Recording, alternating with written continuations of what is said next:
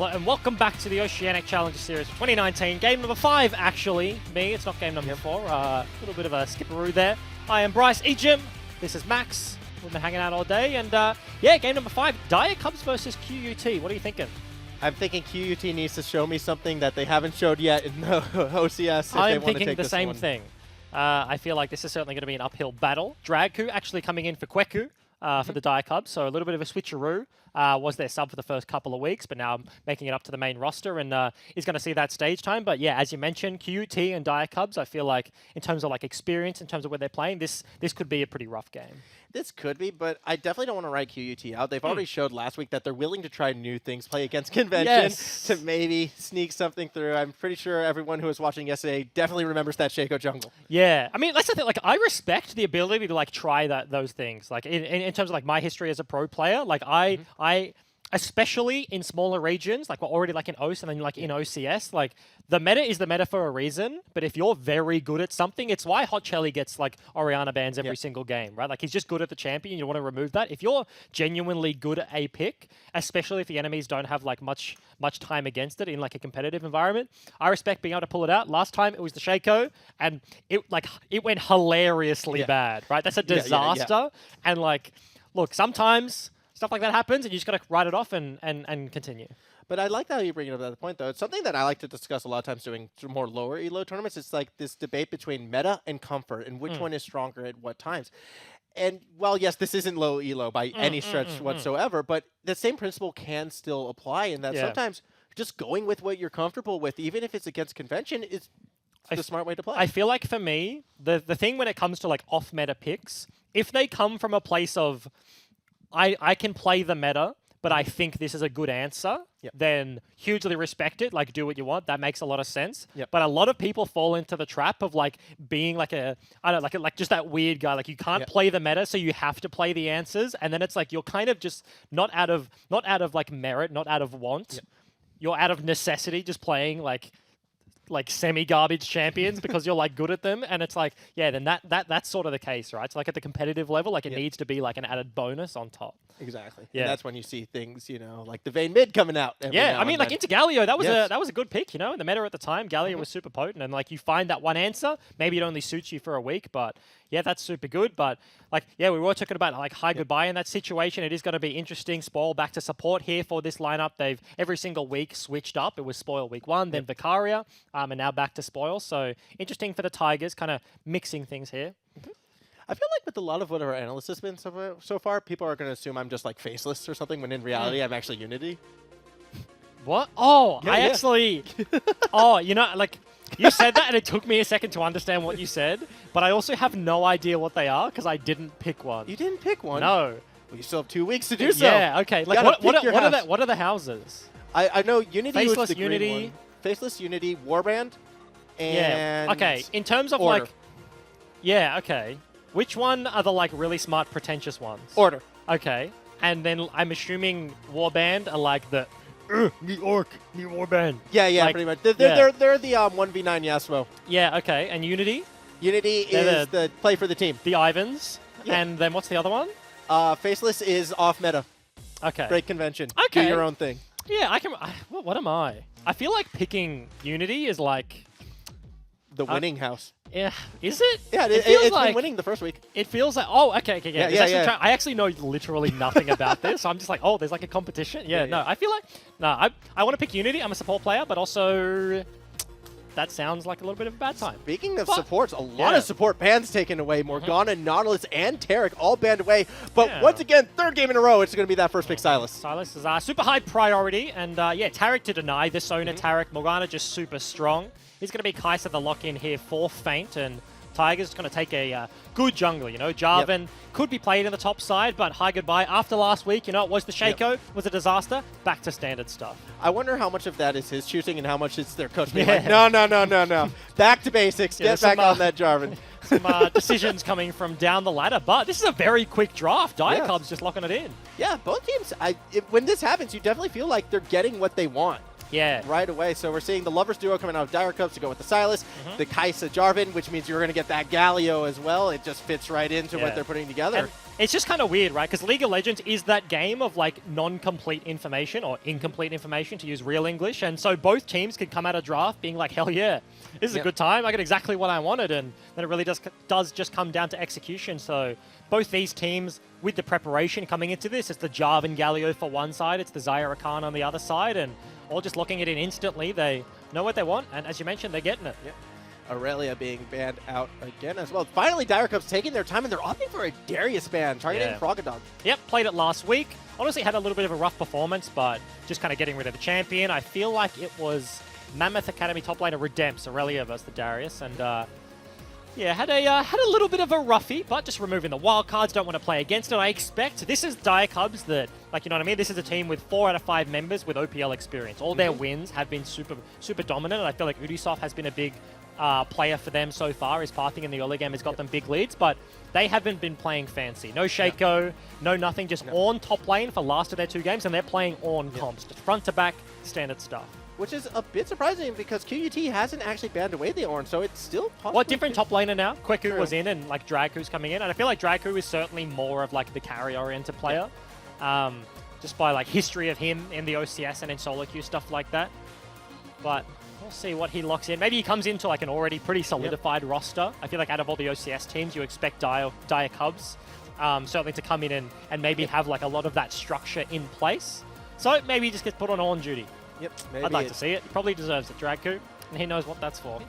Orianna going to specialize. Yeah. Yeah. Orianna. Yep. I get like, he's just... Draku's that guy. Yeah. Like, I like Draku, but he's so hilariously annoying in solo queue. Okay. Yeah, he's that guy. To warrant that kind of reaction, like there has to, something was going. Like I know. It's so funny. My name was like Monty Mole for months. Yep. And genuinely, like every solo queue game I pop, and like this guy changes his name like every single week, and every time he's just like, God, I hate Monty Mole. Like he starts off the chart, I'm like, bloody Draku every single time. That's what I'm saying. Well, it's Aatrox a Draku champ. Yeah, that would make a lot of sense. I expect Ubisoft just go back to the Hecarim. You know what I mean? This is just super standard stuff once again. Silas Flex is there. We'll be in the mid lane into the Orianna. But yeah, Aatrox, tried and true top laner with a lot of top lane bans. That's kind of where his place is in the meta right now. He's just that standard guy. You remove the top level, there he is. I'm actually surprised it's taken us this long to see Hecarim today as well. Yeah. We're seeing, Renekton. Okay, That's interesting because Dire Cubs were sort of banning away more of like the beefier top laners, and instead he goes a different direction, plays that hyper aggressive. And it kind of like makes sense towards their style. Dire Cubs are like, we just want a standard game, right? Like if like you play this very high volatility, like they played against Order's Pantheon Talia last week, and they dealt with it very well. If you take this super high volatility matchup, like potentially the Renekton, where you kind of put yourself in a clock, you need to get things done earlier. I will say Renekton 2019, not as extreme as it used to be, but they're willing to take those and just play like the long game. Yep, definitely. And I mean, I feel when you go for something a bit less conventional, I do kind of like that coming out of QT, just because maybe they're thinking we don't necessarily match up if we were to go convention versus convention. We don't match up blow for blow, so we have to sort of try something a little different, try and tweak it. It's also, I feel like Renekton just a big Frogger champ. Like he's a guy that doesn't have a champion pool, he has a champion ocean, has always played on the fringe, right? Like he always has like a random counter pick for a matchup. In this case, not necessarily the most outlandish thing, but we've seen him already 2 weeks into the split playing the Darius, so kind of makes a lot of sense here for the Tigers. And as you mentioned, to start this one off, 2-0 week coming in for the Dire Wolves, 0-2 start here for the Tigers. So, what are dogs? They're not felines. Canines. Canines. It's Battle of the Canine. No, it's the canine versus feline, because it's a tiger. Yeah. Battle of dogs. the Animals. Cats versus dogs. They were a little late for the April Fool's event. Who won? Was that like an event? Was that a competition? Did anyone win? Because dogs better have won. I think it was a competition. I was Team Cat. I'm 100% Team Cat. That's disgusting. That's why I've played Yuumi and why you've played against Yuumi. Why don't you have good opinions? But Corporal gets himself into the top bush in behind on Specialized. They have to wait for the cooldown, so his W's not up for about another 10 seconds, but And Specialize is kind of playing with fire here. Draku sneaking in as Get Back. They're going for it, and here we go. It actually connects. No flash available. The Ignite is dropped, and there's nothing Unspecialized can do. A quick first blood for the Dire Cubs. That's just very nice preparation. You can also see the timing was certainly counted down there. So Get Back dashes all over the wall with E1, gets E2 just as the knock-up lands, and pressure was really on the Orianna to flash away from the initial CC. Doesn't do it and loses his life. Yeah, it really seemed like Unspecialized just did not even contemplate something like that happening. Yeah, you don't think about it. No. So very good play out of the Dire Cubs. Obviously, it was something they've practiced and something they've noticed, I would feel, studying QUT in their first couple games and where they position themselves. And with that, they'll be getting themselves ready. Yeah, does World Breaker Hecarim literally use the Spear of Shojin? Do you know what I'm talking about? Like the item, Spear of Shojin, Yeah, I know right? Spear of Shojin, yeah. Yeah, and then this Hecarim skin. Is that genuinely Spear of Shojin? Is that what that is? It looks like it. I'd like... Yeah. I feel as if, though, you can't give him the Spear of Explosion and not actually give it to him. Start the game with a completed item. Yeah, that sounds like real balanced. What's more important, balanced gameplay or thematically correct gameplay? As we're seeing another engagement from Corporal. This time the target will be Fane, who actually gets taken quite low. Yeah, this is 2 games in a row we've seen the Zyra Khan lane. They step up, they double W and dish out a whole boatload of damage. So really standard stuff, and Dire Cubs come up with the goods here. Fane, as you mentioned, falls incredibly low and has to chug his potion, but it is matched by Andrew. Corporal with the first blood. It was actually the support that picked it up, so probably one of the worst options, but goes for the boots. So you can see he's, not in the next couple of minutes, but maybe off Ubisoft's first reset, he's looking to kind of open up the map. Gank onto the Orianna with the CC from Get Back, maybe follow around with the Hecarim as a 2-man unit, and kind of leave lane as much as possible. I really like that selection of the Dire Cubs as well, because it tells me that they're feeling very confident about this one. Just, especially Corporal right now. He's playing very aggressive, like, being out in front, trying to make these plays happen very early in this game, and that, to me, just oozes confidence and oozes like, yeah, we feel we are the better team, and we're going to be taking it to you. Yeah, I mean, if history is any inclination, then a 2-0 start means you're certainly with the upper hand right here. So, top lane is just kind of battle of the beefy dudes and trading back and forth a little bit. Wave pushing into Frogdog, so he's not under too much danger. Very nice wave manipulation, as it was not a very nice slice. Didn't get the dice, but his jungler's tracking towards bot side as the wave is pushing in. Only really threat is a dive potential, and probably not the greatest here. Just needs to stay healthy enough, as Renekton can certainly do that with the sustain he has in his kit. I'm actually a little bit concerned now, because you would think Frogdog would actually be looking for a bit more early aggression at level 3, because Renekton does kind of hit a bit of a power spike, but Draku has just done a very good job in terms of controlling the wave as well as, you know, throwing the harass down, like winning these trades. I also think it like comes down to the jungle matchup as well. Like his jungler starts top, whereas Ubisoft starts bottom, so they end up on opposite sides. And if you're looking for hardcore trades, like level 2, level 3, when Ubisoft will be here and High Goodbye absolutely will not, then dive is certainly the threat. Can Frogdog get the heal? He does. He does get the heal, but he went quite aggressive. Draku, though, it's not enough to warrant Ubisoft making his way up top this time around, and he has to back out quite soon because there is High and Goodbye making his way. Recall's coming through. Oh, he actually cancels that one, so he's going to look for the gank. Yeah, Jarvan, as you mentioned, is going to be here. Frogdog, can he live for long enough? Frogdog cannot. He is forced to use Flash in order to stay alive, but the follow-up Flash is there. Draku picking up a kill. Yeah, very nice. Gets the 1 for O before Jarvan can influence the play, and Ubisoft cancelled his recall 2 or 3 times there, but eventually comes up with the goods, knocks the Renekton back. Crocodile straight into the hands of Aatrox, and it's not first blood, they got it level 1, but just stacking up the kills here at Dire Cubs. Here comes a bit of action in the bot side. Dreyu actually walks right into the taunt. 2 taunts for spoil, and that will stop the engage happening there. Going back to Frogdog's set, though, I feel as if that really was a misplay on himself, stepping up too far forward, not really respecting the possible gank. They, like, sort of just a little bit of greed, but, like, calling it greed in that situation, like, feels like a heavy word. Yeah. But, like, he knew the potential of the Hecarim was around. He was playing defensive, he went more to the tri-bush, but Ubisoft was in behind him. His jungler was pathing up because they were defending against the dive, but steps up, as you mentioned, like a little bit too early, about half a second probably before Jarvan would have been there, and did get punished. I do want to note, Spoil with that taunt actually got the heal out of Andrew. A little bit of miscommunication between the Direwolves bottom lane. They, obviously Andrew's like, yes, I'm healing, let's hard commit, but Corporal was like, no, like I can't go through that taunt. He doesn't want to get taunted up by the Galio. Rakan very squishy. If he just face tanks a taunt, it's the E to follow and a lot of the burst from Kai'Sa. So lose themselves a summoner just for a little bit of damage, which is a trade you definitely don't like. That's Froggadog again, kind of pushing with his wave this time around. You know, I'm a bit surprised he's actually going this far forward, knowing that his jungler is actually on the bot side of the map. And now he's in a bit of trouble. Dragu doing a lot of damage, definitely coming out on top of that trade. Yeah, certainly is the case. Wave not in a favorable position, and given he fell down earlier, doesn't have TP to get back. So he's going to have to walk the long way. It's not an Infernal, but it's definitely not a Cloud Drake this game. It is the Mountain to kick us off, and Haigabai may just be looking to solo this one. Actually, this is a very dangerous play. 0 bot priority. His bottom lane was actually opting in for a recall, and they now do just stay. If he gets spotted out, there's no way he can complete this one, but already has it at about half HP. No one's really coming to spot it out right now. Steel Corporal does as soon as I say that, there we go. and he will stop it as the Mountain Drake is about half, so Haigabai is unable to get that sneaky play. And the risk of this is losing your topside jungle, and that's exactly what's happening.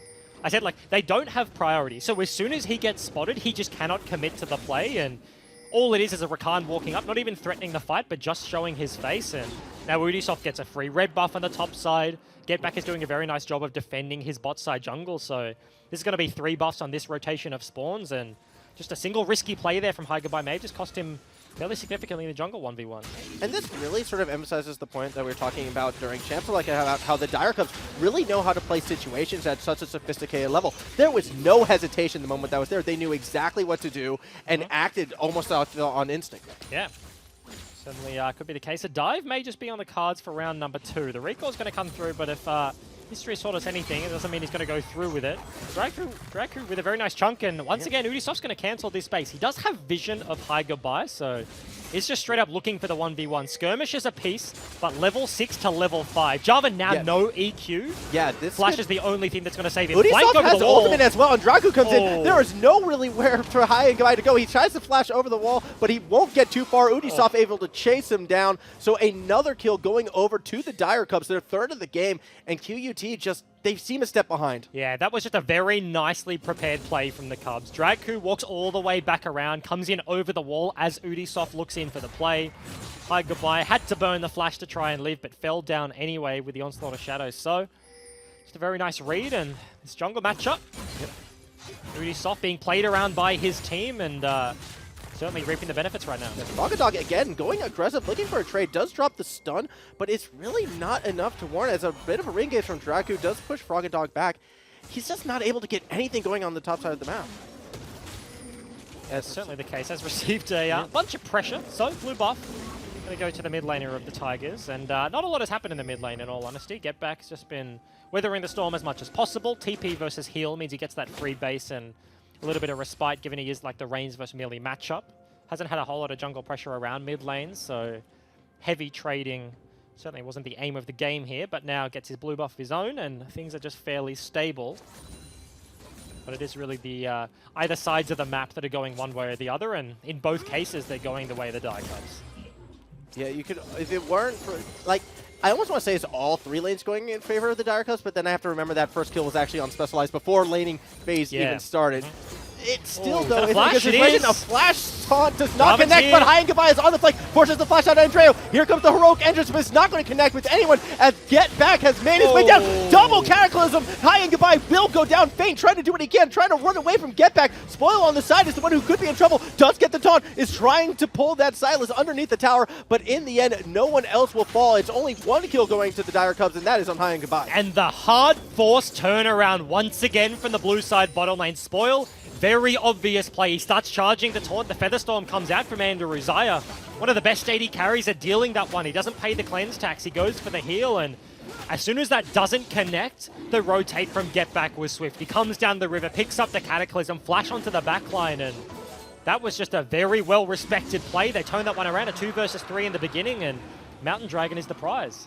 Yeah, the Mountain Drake will be secured for the Dire Cubs. The first Dragon of the game going down at about the 10-minute mark.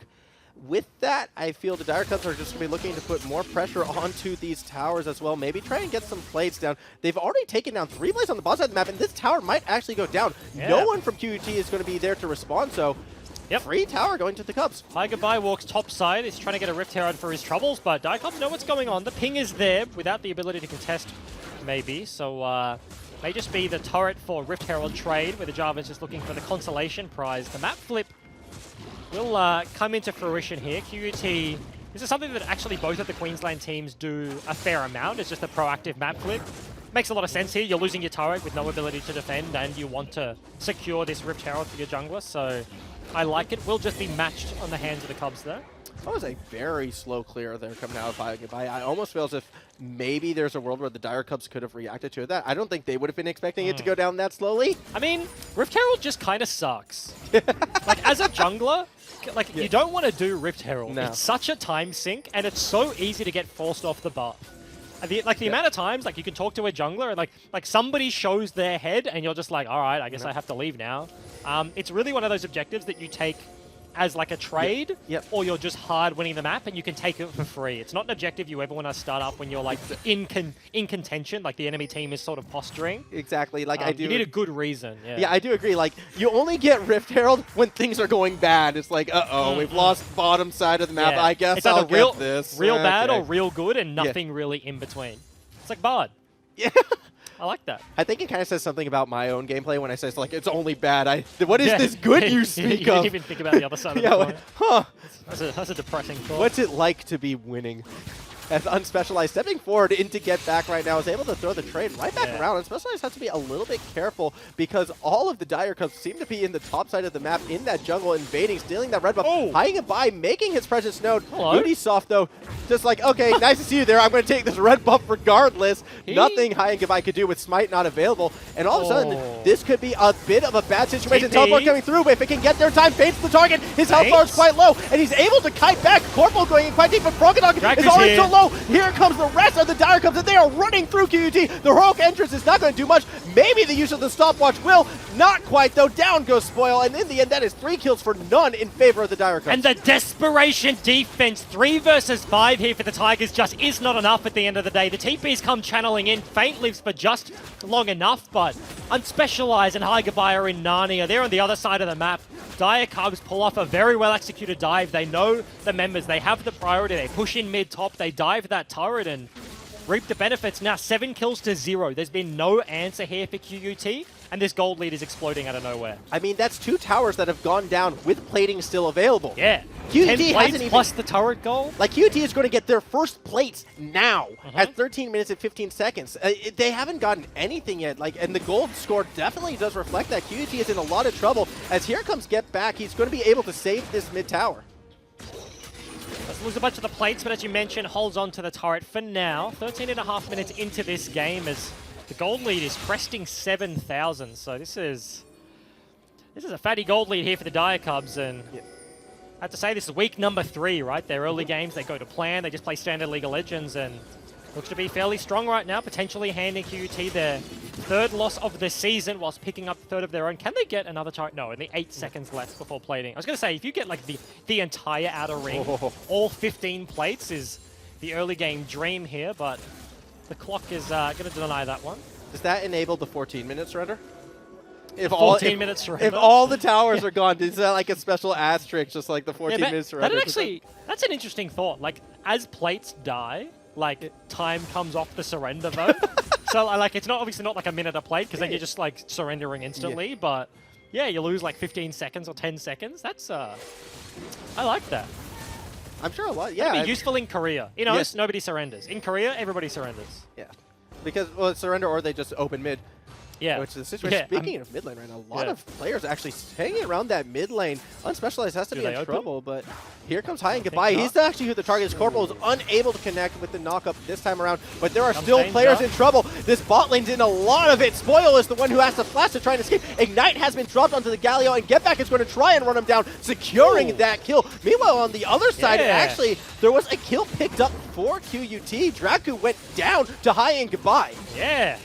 Draku potentially trolling on the other side of the map, gets caught out. His team is hard committing to the bot side of the play and was looking for the 1v3 in the mid lane. Did get taken out by Unspecialized, and it was actually High Goodbye that picked up the kill. So maybe a little bit too greedy. Has his Black Cleaver and feeling confident first game of the season. Steps up a little bit too far and does end up just being a 1-for-1 trade. It does ruin the perfect game. It does. Dire Cubs were playing for that they lost their turret already, so... no, that was the first tower they lost. I mean, no, actually, no, you're right. He died. He died and they lost the tower, so the perfect game is gone. But a Cloud Drake Draku, what are you doing? God. Pick it up. Pick it up. Well, they will be picking up that Cloud Drake. Uncontested. Ubisoft doing quite well. Oh. It's another Cloud Drake. God damn it. It is the night of Cloud Drakes here. Certainly The is. OCS. 7,000 gold lead's pretty big, but Cloud Dragon, not the biggest. Let's see where it is, though. About 1,000 had been on the top side. The same can be said for the jungle pool, but the AD carry difference is the biggest. 1.5 for support and over 2 for the AD carry. 50 CS lead. It is really the majority of that gold lead in the hands of the bottom lane. Andrew and Corporal doing a lot of work this game. Only 1 kill apiece, but certainly a big avenue of opportunity for the Diacubs to play through. I mean, their map pressure has definitely been Yeah. they've been going everywhere this game. Like, from the very start of it, finding that first blood in the QUT's jungle, Yeah, and then over they've the been wall. roaming mid, getting kills. They've been getting the kills in their own lane. It's been a very good game for the Dire Cubs so far. Yeah, certainly has 2 items now completed for the Kai'Sa, or the Xayah rather, as opposed to the one of the Kai'Sa, so in a very good position. It is very early to have this significant a lead though, right? It's 16 minutes and it's like 7,000. You're like, okay, what can we do? No Baron yet. Not much really. Like Yeah. breaking the inner ring is incredibly hard without that mid-outer turret broken. So that really should be the next objective, and you can kind of see them setting up for it right now. They have infinite top control. So many pink wards are just going to push in this top side, take the red buff maybe, look to push in again, and then rotate towards that turret. And they're making all the right steps, but it's really hard to snowball this out like right now without a bunch of kills. It's up to QUT to be the ones to face check and hand that opportunity over. If not, they've at least got until 20 minutes before Diacubs can force their hand. Yes.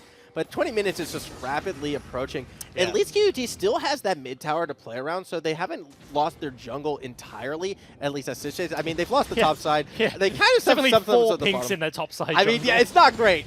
It's not Uh, great at all. Actually, taking a look at the map, though, Get Back, he could be in a bit of trouble. The Flag Nice Drag does dodge. not connect, however, so he will be okay for Oh. now. And we're seeing pings happening in the mid lane. That tower's at half health. Draku's on the Ubisoft is flank. looking, yeah, Draku on the flank. The Cataclysm does not connect, and he has to Flag and Drag out of that. Fate comes running in, however, and has the damage to take down Corporal, as the rest of the Dire Cubs were looking on that flanking side. So it's 1 kill picked up for QUT, something that they desperately needed, and maybe Yeah. they can wrestle some control back. And the defense is eventually there for the Tigers as the shockwave into Cataclysm lands them a kill into Corporal. Did have the flash, but no ability to use it. Draku also kind of shepherding over the wall, wanted the dive, but as soon as Diacubs couldn't commit to the dive, he was in no man's land, had to retreat from that one. Froggadog kind of walks him out, but they do find themselves a 1-for-nothing kill. They defend the last outer. It is incredibly low and getting increasingly harder to defend. Gold lead certainly not shrinking anytime soon, but the kill is worth something, and they do take it back. That said, they haven't really been able to find any of those wards in that topside jungle, as Draku going in quite aggressive on the Froggadog, hiding goodbye, waiting there on the flank, but so Yeah. is Ubisoft. Did spot out the Horseman, so both junglers probably not willing to contest this one, but the blue buff is going to be the point of contention. Yeah, they- Diacubs playing around these buff spawns Draku so going in incredibly actually well. very deep. It has a lot of damage, but not enough to bring down Froggadog. Force the flash over defensively. Ultimate also burned, and this could be a blue buff going over to QUT. It Yeah. doesn't seem like much, but hey, it's a small victory. And I mean, like, that's the thing, right? You say the words you said, like, it's a blue buff going to QUT. It's their blue buff. Like, they're trying to hold on desperately. Diacubs, especially on the other side, on their red side, have just taken every single buff away, bar the very first spawn, and have just been playing around these minor objectives. It's opening up the map to allow them to get access to more farm. It's small leads in the solo lanes, but you can see Andrew is just zooming ahead of Feint right now, and yeah, every time they take a buff, every time they deny a few creeps every wave, this lead is just getting bigger and bigger.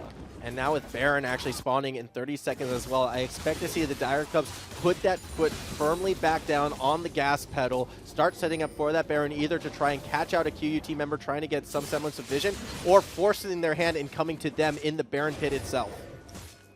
I don't think actually they're going to go to the Baron pit. That would be suicide, let's be real. I mean, it's definitely a choice to be made. If they can land the dream combo, Jarvan, Galio, Orianna, Tools are there. the tools are there, very difficult to find, as you can see already. They haven't even set up towards the Baron side of the map, but they already have that residual vision, rather. 3 pinks around the Baron pit. QUT are now going to face check, and no, they don't even get to clear out one of them. They get some shallow vision, but you can see Diacubs playing it fairly slow here, and just controlling the bottom side. Just some shallow vision for Draku to be able to split before they set up around the big purple worm. Exactly, and QUT was trying to get some semblance of it back right now, moving as a group of 3 because it's too risky to go with any less numbers into this jungle that they have had no control over, but they didn't really even get to the pit. As we're going back to the bot lane right now, Frogdog's actually in a bit of trouble because the Dire Cubs are able to rotate. Draku picking up his 3rd kill of the game. Yeah, thought it was a 1v1, but a horse comes flying over the wall, trampling his hopes and dreams. Flash still there, but no ability to get out of it after he had committed. So, Tigers look to get their Baron vision back, and that they do. They get the Cataclysm down onto Andreu, who's able to flash out. The heroic entrance only catches 1, but the follow-up taunt is there. Corporal has to flash out to try and escape. Shockwave! Shockwave connects with 3! Huge damage on the Dire Cubs, but on the backside, Getback is doing work on the Specialized. Spoil can't break through the Dire Cubs and will fall as Getback is able to push the remaining 3 members of QUT away single-handedly. And Oriana's ball almost able to 1v9 this match right now. Huge Shockwave, but Gold lead just is not there for them. It is actually the Galio that falls down in that trade. They lose 1, gaining nothing, ever so close. And Diacubs, maybe a little bit of disrespect. 3 of them just walk straight over the top. The engage was there. The hard force from the Jarvan gets flashed away from Andrew, and they bide their time. They don't lose a life, but certainly not fights you want to be seeing with this much of a gold lead, right? They want to set up towards the Baron. They want to be the proactive ones, but Unspecialized is really making it difficult. 3 Cloud Drakes yet again in this game. God damn the it. Dire Cubs were able to pick up yet another Cloud Drake, and their reward is a 3rd one going to be arriving on the map. They weren't able to get Baron this time around, but QUT still not in a good situation at all whatsoever. Dog trying to get some waves pushed in, maybe buy some more time for Dire Cubs to set up around Baron. Yeah, you can see the dream that is still alive there for QUT though, right? Like if the Shockwave by itself can do that much, if you can burn Andrew's Flash, if you can burn the Featherstorm, and then you land that Jarvan, the Galio, the Oriana, the capacity to win a team fight with just like the 1-button combos is still there and probably will be there regardless of gold lead. Small misstep from the Diacubs could lead to their disaster, but they can tighten that one up. If they don't step over the ball, if they don't open up those opportunities for the Tigers, then they are certainly looking to close this game out. But finding that opportune team fight and not getting picked off while doing it is just going to be such a challenge for QUT at this stage of the match. And it will come down to vision. It will come down to Hi and Goodbye and where he positions himself, because he is going to be the initiation coming out of QUT. So he is definitely the player from the team that I will be watching. Be interesting to see if he finds it, but right now he could be in a bit of trouble. Corporal actually was jumping on him looking at the minimap, but he's able to flag and drag to safety though. Diacubs just wrestling their control back once more. They keep doing this sort of setup where Ubisoft sort of shadows the Aatrox into the bottom lane, and now just will float and flip the map. They'll all rotate towards the top side, potentially look for some sort of a kill, potentially look to start up that Baron, but maybe seeing an opportunity. Aatrox goes back towards the bottom lane as the waves crash. Jarvan is certainly setting up for an engage. Can't quite find it as Ubisoft rotates over. You don't want to be going anywhere near that horse right now. I do have to appreciate, though, that QUT is still looking for these engages, because I think, yes, they lost that last fight, but it gave them hope. Like, seeing themselves hit that combo, the amount of damage it did, if there had just been any monicum more of follow-up damage, it would have been a wipe. Because it was the follow-up, right? Like, the Galio the Jarvan rather goes in, and then he forced out the Featherstorm, but the damage didn't come down over the top, and it was literally only the Shockwave into W from Oriana, and like she did the damage herself. Yep. If there is follow-up, if they can get the multi-layered engage there, then certainly could be a good team fight. At a certain point, you do have to start criticizing Diacubs for being able to extend this lead, right? They are very shy of the Baron right now. I will say, like, they don't have the tankiest composition. They don't really just want to start that one up randomly, but Tigers are doing well to hold on. Diacubs are giving them a lot of freedom right now, as they're not willing to just hard force the play, though. They're not. I'm a little bit surprised that they're not just considering the lead that they know they have. 3 items completed on Andreo right now, compared to 1. Oh, Andreo, that's fancy. Yeah, Andrew. Let's go with Andreo. That sounds fancy. I like that one. Andreo's hitting the Baron. Has 9,000 HP left. I was criticizing them, and here comes the fight. Yeah, here comes Corporal actually trying to get it on to 2 of them. That should be Ehu kills easily going over to the Dire Cubs. No one able to get out. The heroic entrance coming in way too late. Hi and Goodbye will fall as well. This could be the ace. Yeah. This could be inhibitors as well, as Frogdog is trying to buy as much time, leading the Dire Cubs on a wild goose chase. A triple kill to Andreu. And almost the first team fight of this game with all of these members, and Diacubs, they just wiped the floor. As you mentioned, Andreo picks up a bunch of damage, a bunch of kills, and that's going to be a Baron to boot. That will be a Baron and possibly more as well. Already Get Back doing work on the mid lane as the Baron will fall, so they're going to be getting multiple towers. Like, all of the tier 2s are quite low, except for maybe that bot side one. this is a bad situation for QUT. That gold lead has extended well past the 10K mark. And it was just like the one opportunity, right? We're saying like, when do they set up for the Baron? When do they pull the trigger? That was it. They start it. Tigers, they have to face check. They're like, we can't give them this for free. And they just all hard commit to the play. Corporal gets the initial engage. Ubisoft burns the ghost and starts zooming over the top. And they just clean house. Ace the opponents. Now gold lead is monumental. Is that 15,000? 14,000? That's, yeah, that's a biggie. 14. That's a biggie. Double-digit gold lead before the base is broken is unheard of. That's monstrous. And yet this game is currently on pace to go past the 30-minute mark, so it says a lot for how both of these teams have been playing it, despite the advantage for Dire Cubs and the disadvantage for the Tigers. I would like to see more aggression actually coming out of the Dire Cubs at this stage. Yeah, it would be more fun. I don't hate like the slow start, especially for like if you're looking at this roster in terms of like building towards the OCS like final, building up over the course of the split. It's like, okay, first week with Drag we've got to integrate this guy into the team, right? We've been playing standard stuff. Let's keep playing standard stuff. They've got that composition front to back. Let's start playing the map. Yes, we could probably just end that game right now.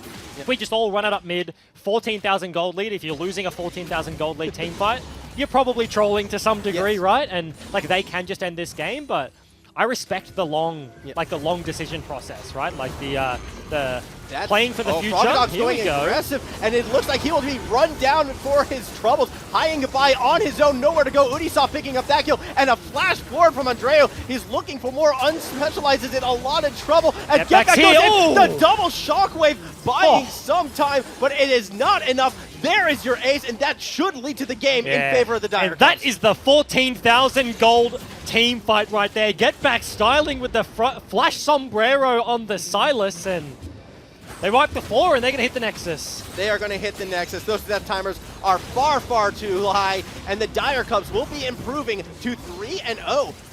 A lot of 3-0 teams right now, and the Dire Cubs win probably was the most convincing. Yeah.